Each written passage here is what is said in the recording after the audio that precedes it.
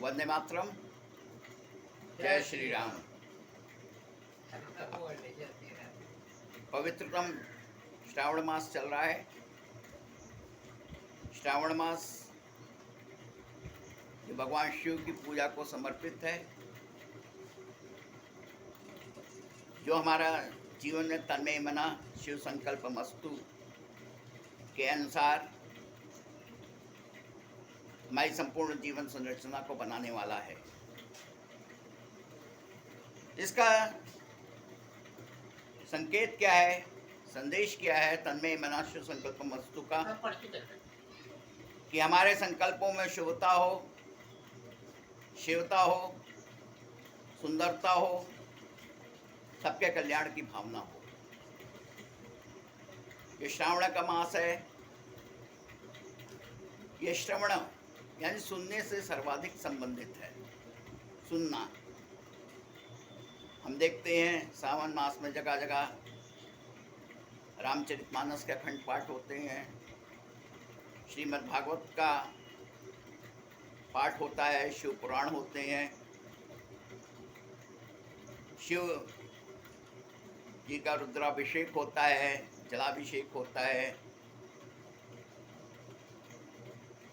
तो आज प्रायः हम सब के परिवारों से एक लोटा जल शिव जी को चढ़ाया जाता है, बेलपत्री चढ़ाई जाती है, धतूरे का फल चढ़ाया जाता है। मगर इसके साथ साथ शिव का भाव समझने की जरूरत है, शिव के गुण से जुड़ने की आवश्यकता है। शिव किस बात का प्रतीक है? शिव अहर्निश त्याग का, तपस्या का, एक तपोमय जीवन का प्रतीक है। शिव का शाब्दिक अर्थ ही है कल्याण। और जीवन में शिव की सर्वश्रेष्ठ पूजा क्या है? प्रकृति के शिव तत्व की मीमांसा, शिवत्व के दिव्य भाव में अपने आप को समाहित करना, जीवन में शिवता की प्राप्ति।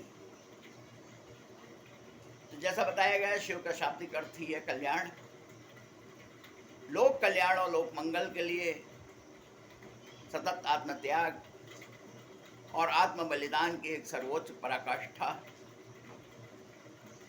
एक सर्वोच्च उदाहरण आशुतोष और धरदानी भगवान शंकर हैं, जो संपूर्ण समाज के व्यापक हितों के लिए, समस्त आर्त त्रिषित संतप्त और संत्रस्त मानवता की रक्षा और कल्याण के लिए तथा उसे विनाश से बचाने के लिए घोर हलाहल का पान करने को पूर्ण स्वेच्छा से सदैव तत्पर रहते हैं। और धन्य उनमें निहित लोक कल्याण और लोक मंगल के प्रति सतत आत्मत्याग और आत्म बलिदान की वह अद्भुत पराकाष्ठा, जो उस विश्व की मूल प्रकृति को, विश्व की मूल प्रवृत्ति को भी परिवर्तित कर देते हैं। वह विश्व जो औरों के प्राणों को हर कर मृत्यु के द्वार पहुंचाता है, उसी विश्व ने उन्हें देवादिदेव महादेव बनाकर जगत में प्रतिष्ठित कर दिया। सारे देव देव हैं और वे महादेव हैं। शिव जी के जीवन की और क्या विशेषता है?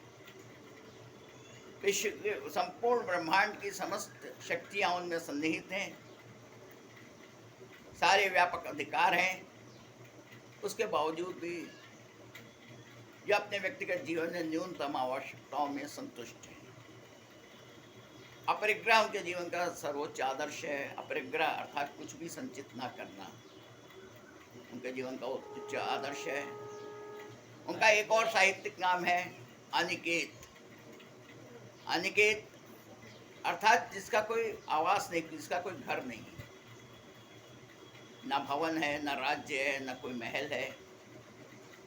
हिमालय पर्वत के कैलाश शिखर पर खुले आकाश के नीचे रहने वाला शिव एक प्रकार से हमें अखंड वैराग्य का, युगों युगों से एक अखंड वैराग्य का संदेश दे रहा है।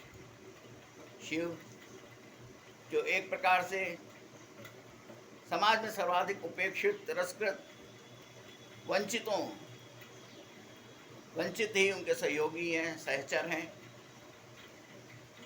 जो जिनके सहचर कौन है? भूत प्रेत, यानी समाज के सर्वाधिक तिरस्कृत, वंचित, तिरस्कृत व्यक्ति को शिव अपने सहयोगी बनाते हैं। हम देखते हैं घोर गंदगी में कूड़े के ढेर पर खड़ा धतूरे का फल उसके मस्तक की शोभा बनता है, वो उसे सादर अपने शीश पर धारण करते हैं। शिव जी की जटाओं में गंगा जी समाहित हैं। यानी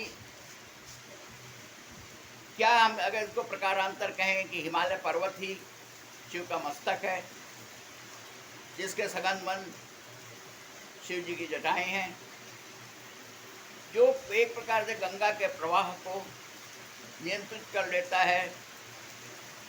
गंगा के हाहुति प्रलंकारी प्रभाव शिव जी की जटाओं में आते ही एक प्रकार से उसमें पूर्णतया समाहित हो जाता है। आज हम अपनी सुख सुविधाओं के लिए, ऐशो आराम के लिए हिमालय के जंगलों को काट रहे हैं। हमारे घर का में टाइल्स लग जाए, एक प्रकार से हम उत्खनन कर रहे हैं। हिमालय की चट्टानों का उत्खनन हो रहा है, जंगलों को काट रहे हैं। यानी कि हम शिव जी की जटाओं को नोचने का पाप नहीं कर रहे हैं। अगर शिव जी की जटाएं ही नहीं रह जाएंगी, हिमालय के जंगल समाप्त हो जाएंगे, शिव जी की जटाएं नहीं रहेंगी, तो एक गंगा के प्रबल प्रवाह को कैसे संभाला जाएगा?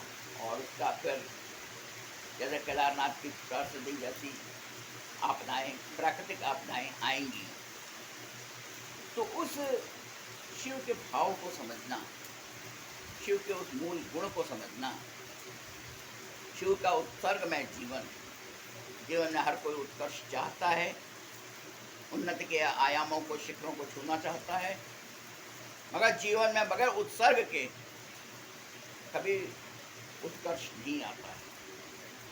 तो उस उत्कर्ष को प्राप्त करने के लिए उत्सर्ग का ही मार्ग अपनाना पड़ता है। शिव के उन गुणों को समझकर लोक कल्याण और लोक मंगल के मार्ग पर प्रवृत्त होना, जीवन में शिवता की ओर उन्मुख होना। शिवता की ओर उन्मुख होने का मतलब है अपने अंदर की पशुता का परित्याग, समाज में सर्वाधिक तिरस्कृत, वंचित, शोषित लोगों की पीड़ा को समझना, समाज की वेदना के साथ एकाकार होना, संपूर्ण समाज में जो त्रासदी आती है, समाज की वेदना के साथ एकाकार होना, लोगों के दुख, दर्द, पीड़ा में जुड़ना, यही शिव की वास्तविक पूजा है और इसको आज अपनाने की जरूरत है।